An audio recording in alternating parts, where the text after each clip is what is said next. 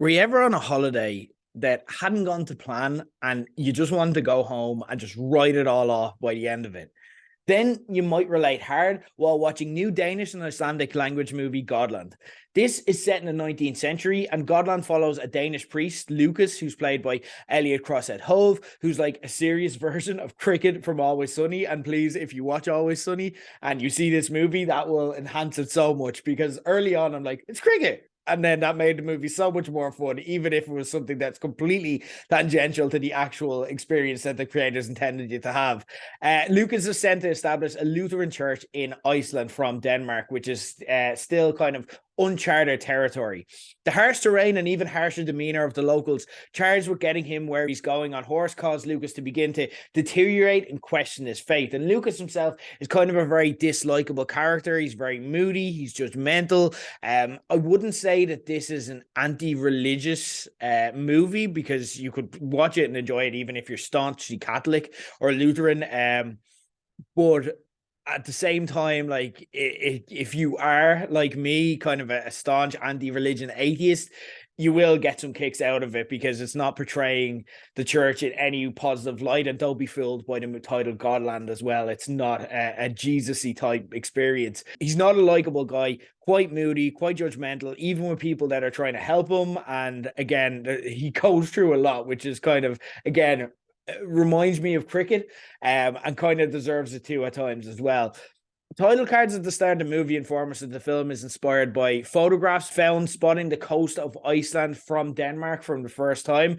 And you can really see and pick up that photographical mindset. It's very front and center for both writer-director Hilner Palmason, with Maria von Huswolf's incredible cinematography also doing a lot of work. There's a lot of stages where they literally just allow you space to breathe while they look at the beautiful Icelandic terrain throughout, and just kind of there's a time lapse sequence towards the end of the movie, for example, looking at a decaying kind of animal's corpse. And again, like, that's a lot of the movie. It is kind of like scanning through a lot of stunning slides of this journey without any narration. And even in terms of like the story, you're left a lot of space to figure out what the story is and what matters and what doesn't and how you feel. They don't kind of handhold you at any stage. If anything, there was too little kind of narrative to kind of pull it together. But again, this is a movie that is, again, inspired by scenery and concerned with capturing beautiful scenery here.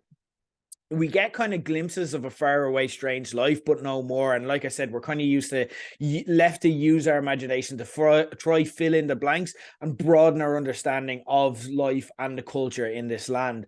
During the movie, we get up close and personal with everything from the kind of mossy, barely navigable hills to the kind of frosty, icy plains. We go underwater in the unpredictable seas, and we even get some beautiful close shots of the lava from a dormant but omnipresent volcano. It's like an honest trailer's version of, I don't know if you've seen that Visit Iceland ad, where the passenger is getting called for his flight, but then at the end he decides, no, I want to stay in Iceland because it's so beautiful. Except if they found the passenger a bit traumatized and questioning everything he'd spent his life believing, because they hadn't quite figured out, how do we actually get around in this country? The film was part of the 2022 Un Certain Regard selection in Cannes, and if you're familiar with it, it's a selection that gives kind of non-traditional films that march to their own beat a platform, and Godland very much fits that mold. It fits in with those kind of movies. If I was to describe it in kind of more mainstream terms for comparison, it's kind of like if you made Banshees of Inisherin a 70s horror movie. And this isn't necessarily a horror movie, it's more a drama, but there are some horror elements, and it feels very much that vibe where you're kind of basking in the space and creepy vibes to kind of ratchet up the tension constantly. But at the same time, it's set to one of the most beautiful backdrops you're ever going to see. It's a real slow burn movie that unravels in its own time. And as it gets towards the business end of the movie, it does become gripping. But I never felt like I could fully get my arms around it or understand it, or also buy into the character's motivation. Because for as much as I do appreciate show don't tell type storytelling, you will often hear me say, you do need to tell me a little bit. You do need to kind of explain a tiny bit so I kind of know how to feel or know what you intend me to feel. And then I'll be able to kind of judge my own moral compass from there. The end result is that Godland is an interesting and beautiful couple hours in the cinema for a movie that I'm probably going to spend a few days lingering on and thinking about kind of the consequences, but then just totally forget about and never think about again. But all said, if you're looking for something to watch, if you're interested in kind of Icelandic culture or anything like that, then it's not a bad movie.